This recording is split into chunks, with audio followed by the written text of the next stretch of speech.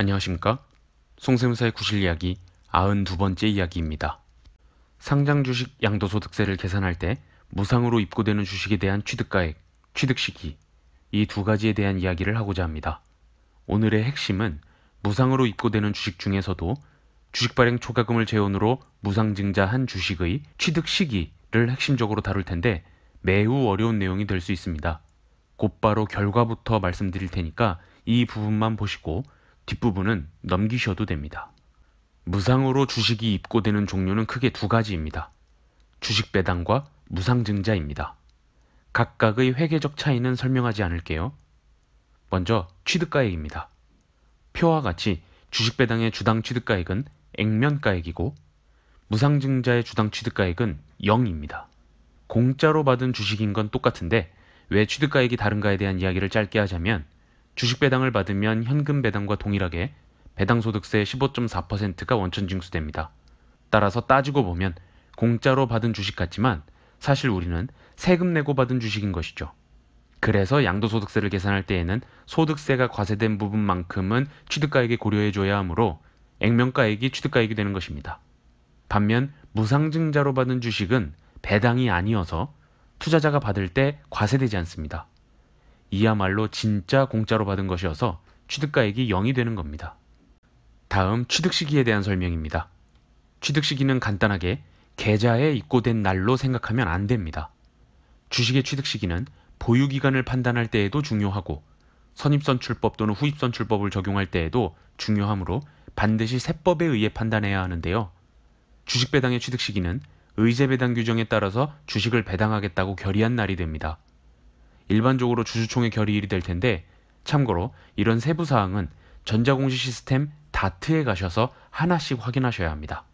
주식 배당을 결의한 적이 있는지, 무상증자 공시가 있었는지, 해당 종목이 중소기업 법인인지 등은 다트에서 확인할 수 있습니다. 이젠 무상증자 주식의 취득 시기가 문제가 될 텐데 수많은 예규, 심판례 등의 표현을 그대로 따르면 무상증자 취득의 원인이 되는 기존 주식의 취득일이 무상증자 주식의 취득 시기가 됩니다. 대단히 낯선 표현으로 느껴질 수 있는데 간단히 요약하면 무상주는 그 이전에 유상으로 매수한 주식을 취득한 날과 동일하다는 말입니다. 이제부터는 사례를 들어 실제 양도소득세 계산할 때 구체적으로 취득 시기를 계산하는 방법을 설명할 것이므로 결과만 궁금하신 분들은 이 이후는 보지 않으셔도 됩니다.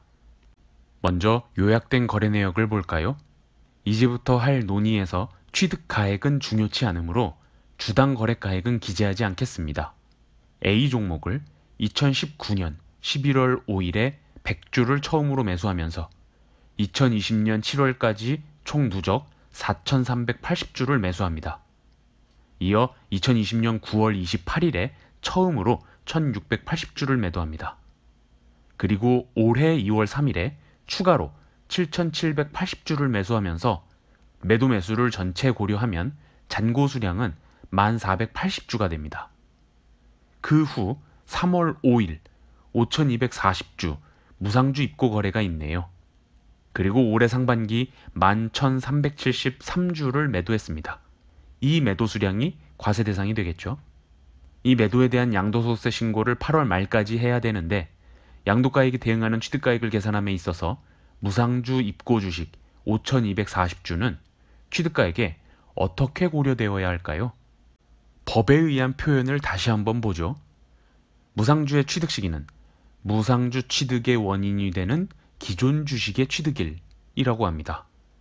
문장을 앞과 뒤로 잘라서 봐야 합니다. 우선 무상주 취득의 원인 부분을 보겠습니다.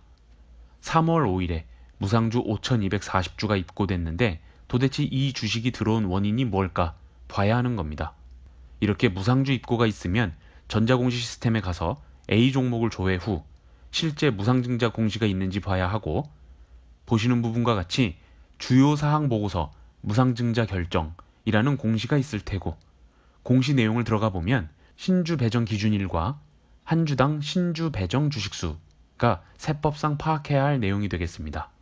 신주 배정 기준일이라 함은 주주에게 그 기준일에 보유한 주식수에 따라 무상주를 주겠다고 하는 날이 됩니다. 그리고 얼마만큼의 주식을 줄 건가는 한 주당 신주 배정 주식수를 봐야 하는데요. 0.5라는 것은 신주 배정 기준일에 보유한 주식수의 한 주당 0.5, 즉 50%만큼 무상주를 주겠다는 것을 의미합니다.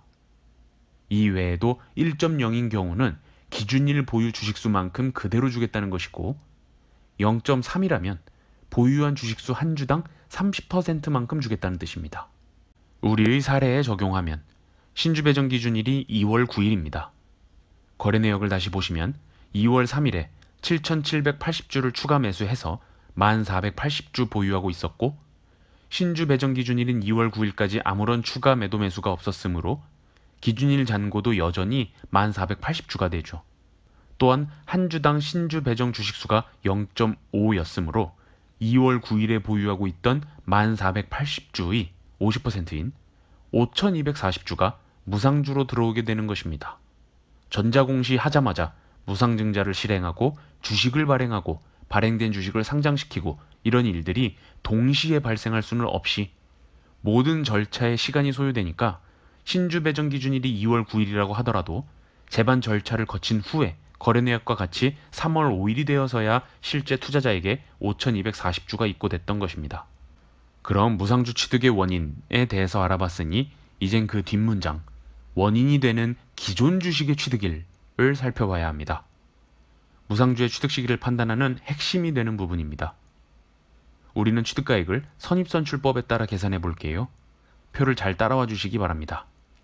1단계, 주황색 부분으로서 무상증자 전까지 매도 거래가 있다면 매도 후 잔고 수량 파악을 해야 합니다. 2020년 9월 28일 처음으로 1680주 매도가 있었는데 이는 2019년 11월 5일에 매수한 100주, 2020년 4월 22일에 매수한 1500주, 그리고 2020년 7월 23일에 총 2780주 매수한 주식 중 80주, 이상 총 1680주가 빠져나간 것입니다. 그럼 무상증자 전 매도한 2020년 9월 28일 매도 거래 후 잔고 수량은 2700주가 됩니다. 이 남은 2700주는 2020년 7월 23일에 매수한 것이 남아있는 것이겠죠. 2단계, 본격적인 무상주의 취득 시기 안분 단계입니다. 연두색 부분을 봐주세요. 신주 배정 기준일인 2월 9일에 남아있는 수량은 거래 내역에서 보신 것처럼 2월 3일 추가 매수 후 1480주였는데 이는 2020년 7월 23일에 매수한 주식 중 2700주와 올해 2월 3일에 매수한 주식 7780주로 구성된 겁니다. 이제 잘 보세요.